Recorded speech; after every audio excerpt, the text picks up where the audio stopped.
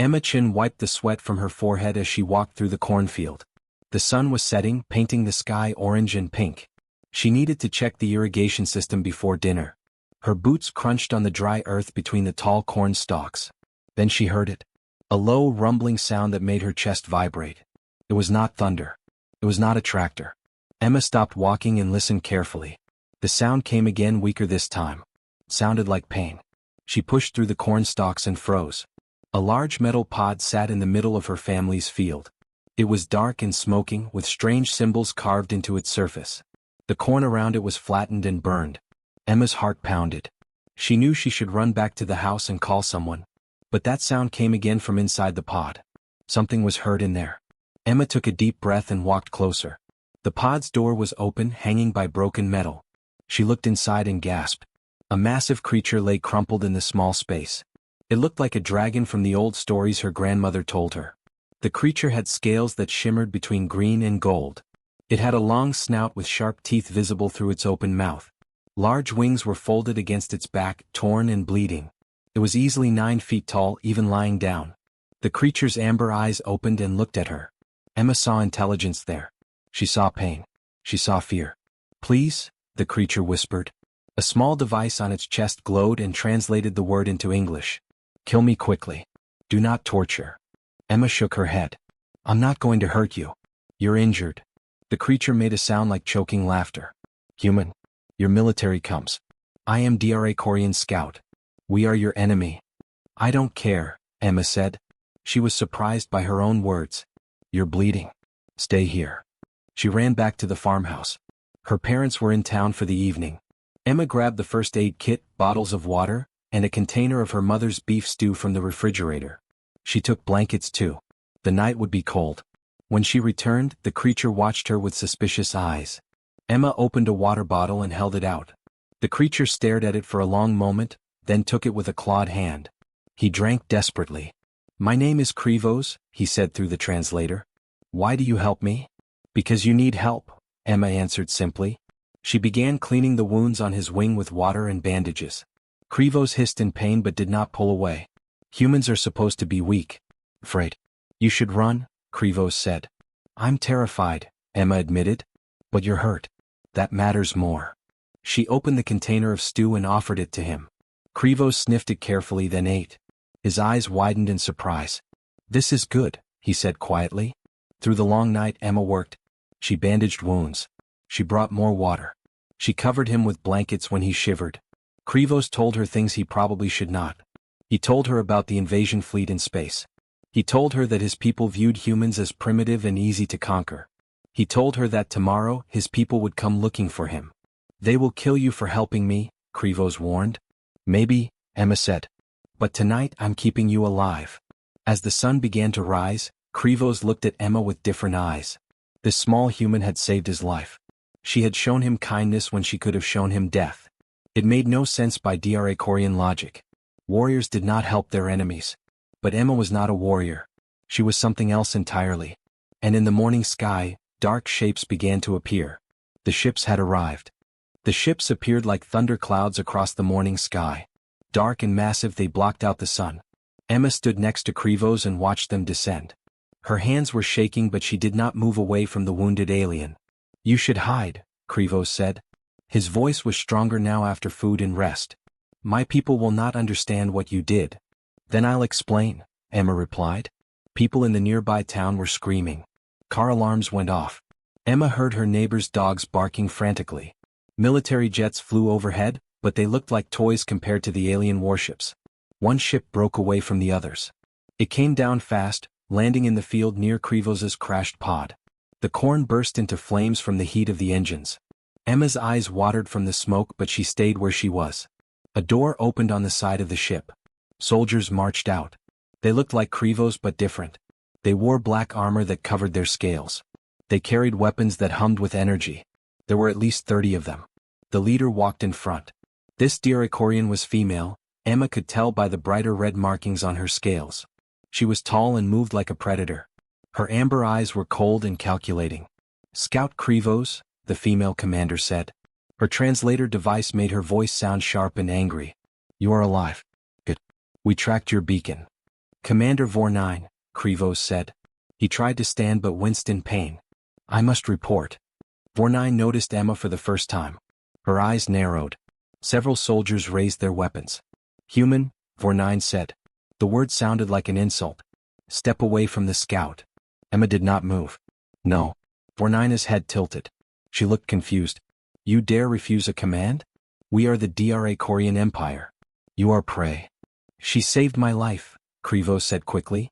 Commander, she found me dying. She gave me food, water, and medical care. She stayed with me through the night. The soldiers looked at each other. Some made hissing sounds of disbelief. That makes no sense, Vor9 said. She walked closer to Emma, towering over her. We came to conquer your world. Why would you help our soldier?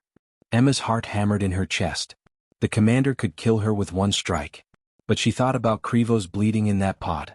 She thought about his surprise when she offered him water. Because he was hurt, Emma said. Because he needed help. It doesn't matter who you are. If someone is suffering, you help them. That's what being human means. Vor9 stared at her. The commander's clawed hand reached out and Emma forced herself not to flinch. Vor9 touched the bandages on Krivos's wing. They were soaked with blood but tied carefully. You did this? Vor9 asked. Yes, Emma said. We have conquered 47 worlds, Vor9 said slowly. Never has prey helped a wounded hunter. Never has an enemy shown mercy. She looked at Krivos. Is she telling the truth? Every word, Krivos said. Commander, I owe her a life debt. The soldiers hissed in surprise. A life debt was sacred to the DRA Koreans. It was the highest honor. Vor9 studied Emma for a long moment. This changes things. The Supreme Commander must know of this. She gestured to her soldiers. Take them both to the flagship. Do not harm the human. She is under Krivos's protection now. 2 soldiers moved forward to support Krivos. Another soldier stood next to Emma, not threatening but guarding. Where are you taking me? Emma asked. To orbit, Vor9 said. The War Council will decide your fate. And perhaps the fate of your entire species. Emma looked up at the massive ships above. She was about to leave Earth. She might never come back. But she had done the right thing. She had to believe that mattered. The inside of the DRA Korean ship was cold and metallic. Emma walked through corridors lit by blue lights. Soldiers watched her pass. Some looked curious. Others looked angry. She stayed close to Krivos, who limped beside her despite his injuries. They entered a massive chamber. It was circular with a high ceiling. In the center was a raised platform surrounded by holographic screens showing Earth below. Around the platform sat 12 DRA Koreans in ceremonial armor. These were the War Council. At the highest seat sat the Supreme Commander. Zarthax was enormous, even for a DRA Korean. His scales were dark gray, almost black, with scars covering his arms and face. His eyes were sharp and calculating. He looked at Emma the way a scientist looks at an insect. So this is a human, Zarthax said. His voice was deep and rumbled through the chamber. Small. Weak. Yet Krivos claimed she saved his life. Emma stood straight despite her fear. She would not show weakness. Speak, human, Zarthax commanded. Why did you help our soldier? Did your military send you? Is this some kind of trap? No, Emma said. Her voice was small in the huge chamber but steady. I found him hurt. I helped him. That's all. That is all. One of the council members laughed. You helped an enemy soldier for no strategic reason? You gained nothing from this? I gained the knowledge that I did the right thing, Emma said. The council members looked at each other. Some made confused sounds. Explain your logic, Zarthax demanded. We have studied your species. You fight wars. You kill each other over resources and territory. You are predators like us. Why show mercy to a greater predator? Emma thought carefully about her answer. Yes, humans fight. We make mistakes. We hurt each other sometimes. But we also help each other. When someone is hurt, we try to heal them. When someone is hungry, we feed them. Even if they are strangers. Even if they are different from us. That is what makes us human. That makes you weak, another council member said. Compassion is a flaw. It gets you killed. Maybe, Emma said. But I would rather die helping someone than live knowing I walked away when someone needed me. Krivos stepped forward. Supreme Commander, I must speak. Zarthax nodded. I have served the Empire for 20 years, Krivos said. I have fought in 12 campaigns. I understand strength and honor. But what this human showed me was different. She had every reason to fear me. To kill me while I was weak. To leave me to die. Instead, she risked her safety to save me. She stayed with me through the night. She gave me her own food. His voice grew stronger. I owe her a life debt. By our ancient laws, her life is now sacred to me. The chamber went silent.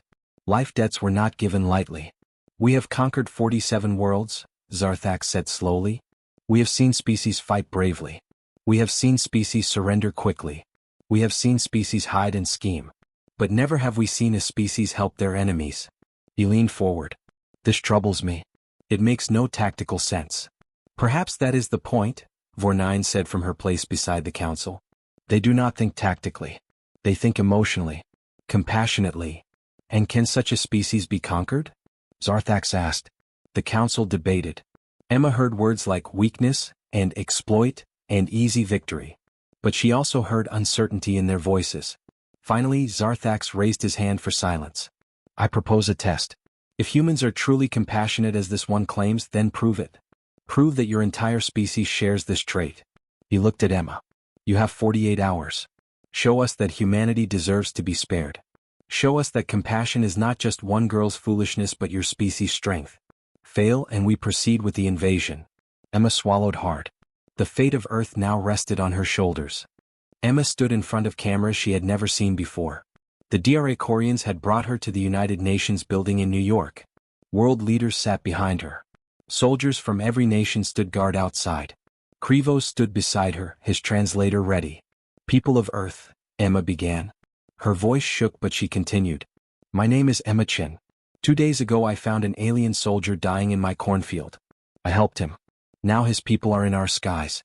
They came to conquer us. But they have given us a chance. She took a deep breath. We have 48 hours to prove that compassion is not just one person's choice. It is all of humanity's strength. Please, show them who we really are. The broadcast went out across the world. Emma did not know if anyone would listen. But they did. In Tokyo, a DRA Korean scout ship had crashed 3 days earlier. The pilot was trapped in the wreckage. Japanese rescue workers found him. Instead of capturing him, they carefully pulled him free. Doctors treated his burns. Nurses stayed with him through the night. When DRA Korean observers arrived to retrieve him, they found him recovering in a hospital bed with flowers from local children on the table beside him. In Brazil, families prepared food for the DRA Korean fleet. Tons of rice, beans, fruits, and meat were packaged and sent up in shuttles. Even enemies need to eat, one grandmother told the cameras. That is what my mother taught me. In Germany, scientists reached out to the DRA Korean medical officers. They offered to share research. We heard your species suffers from genetic diseases, one doctor explained. We want to help. Knowledge should be shared, not hoarded. In Kenya, schools were painting welcome banners. Children drew pictures of humans and DRA Koreans holding hands. Maybe if we show them friendship now, they will not want to fight us, a teacher said. In Canada, hospitals opened entire wings for wounded DRA Korean soldiers from scouting missions. Nurses worked double shifts. Doctors operated on alien biology they barely understood. The Hippocratic Oath says do no harm, one surgeon explained. It does not say only heal humans. Vornine watched the reports with her observation team. She stood in a command center with screens showing dozens of locations across Earth. Every screen showed the same thing. Humans helping. Humans giving. Humans reaching out with open hands instead of clenched fists. This makes no sense, one of her officers said. We came to destroy them. Why do they help us? Because they are insane, another officer suggested. Or very clever. This must be a trick. But Vornine watched an old man in India bringing water to a DRA Korean soldier who had been injured in a landing accident. The old man's hands were wrinkled and shaking.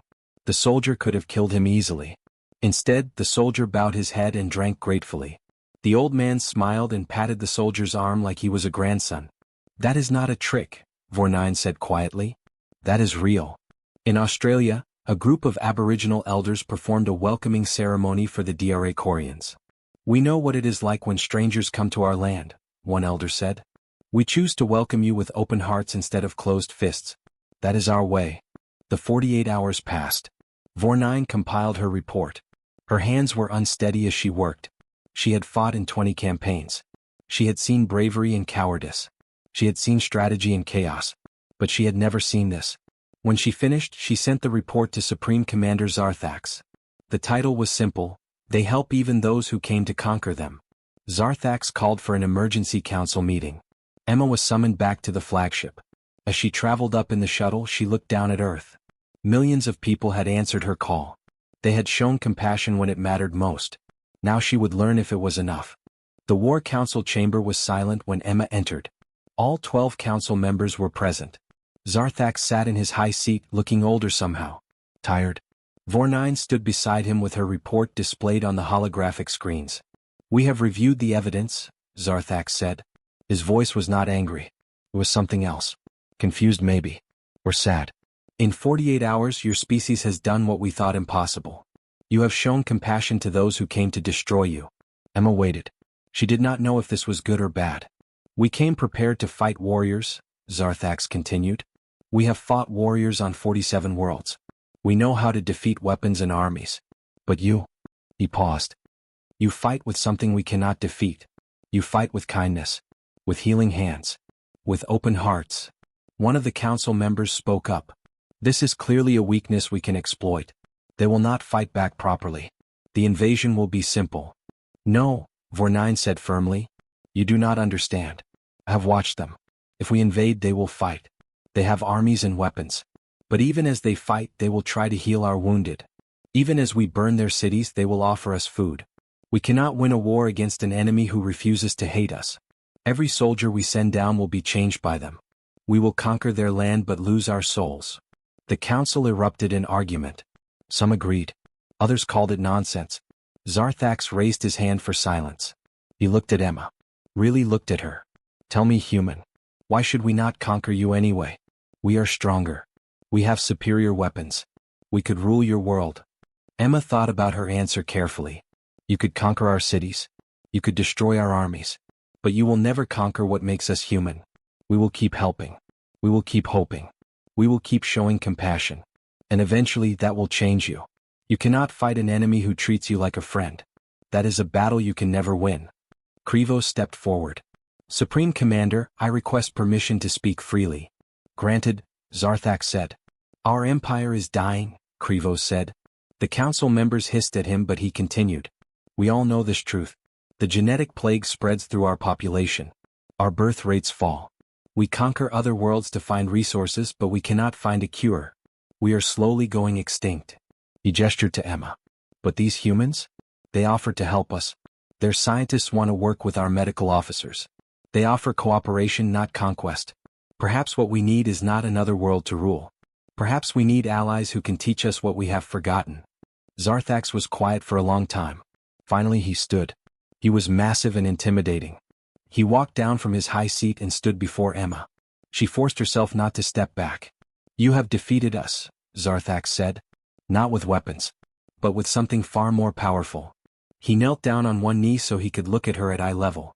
"On behalf of the DRA Korean Empire, I ask for your help. Will your species teach us your ways? Will you help us find a cure for our genetic plague? Will you accept us as allies instead of conquerors?"